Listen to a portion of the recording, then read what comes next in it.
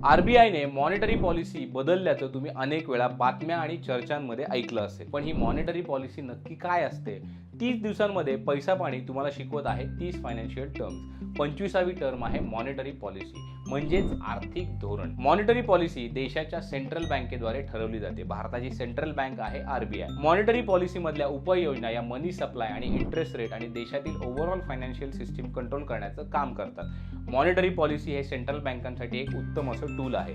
याचा उपयोग त्या देशाच्या बँका आर्थिक परिस्थिती, महागाई आणि बेरोजगारीवर नियंत्रण ठेवण्यासाठी करत असतात. उदाहरणार्थ, मंदीच्या काळामध्ये आरबीआय रेपो रेट कमी करतं, त्यामुळे इतर बँका इंटरेस्ट रेट कमी करतात. परिणामी कर्जे स्वस्त होतात आणि लोक जास्त खर्च आणि गुंतवणूक करतात. या उलट महागाईच्या काळामध्ये आरबीआय रेपो रेट वाढवते, त्यामुळे मार्केटमध्ये कमी पैसे येतात आणि वस्तू सेवांचे दर कमी होतात. सध्याचा आरबीआय रेपो रेट किती आहे हे जर तुम्हाला माहिती असेल तर कमेंटमध्ये नक्की सांगा.